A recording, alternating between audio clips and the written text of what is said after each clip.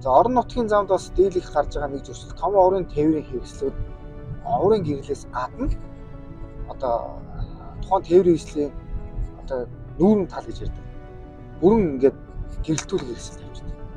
За хичнээн тухайн тээврийн хэрэгслийн жолооч ойрын гэрэл дээр явсан ч гэсэн эсрэг урсгалаас яваад тээврийн хэрэгслийн жолоочийг урд дах саадыг харах боломжгүй байдлаар ингэж гэрлийн гэлбаа үүсэх бас нэг шалтгаан энэ юм байна.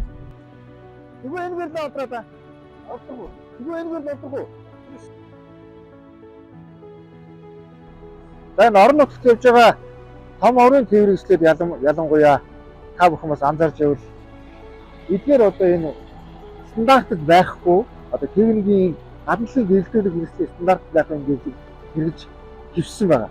За энэ яадаг вэ гэхээр эсрэг урсгалаас яваад тээврийн хэрэгслийн жолоочийг нүдэд ялгуулах ямар зүрж өнгөрөхөд одоо аюултай байдлыг үүсэх ийм нөхцөлөд үүсгэж байгаа.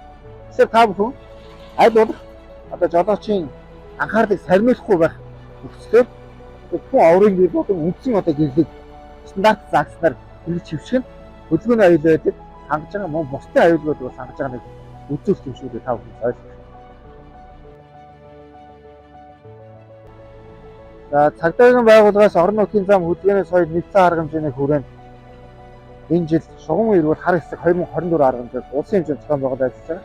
За энэ ажлын хүрээнд тухайн аймаг орон нутгийн одоо замын цагдаагийн албан хаагчид 100 км тутамд хөдөлгөөнт байдлаар хямд чанартай эрчимжүүлж ажиллаж байгаа. За хямд чанарын хүрээнд гэрэл гэрэлтүүлэг хэрэгсэл хурд, хамгаалах бүс, техникийн одоо бүрэн бүтэн байдал, нөгөө галын хор эмийн сан осны тэмдэг дурлж байна уу? Хөдөлгөөний аюулгуудыг хангаж хөдөлгөөнд оролцох одоо юм чадвартай хүн байна уу?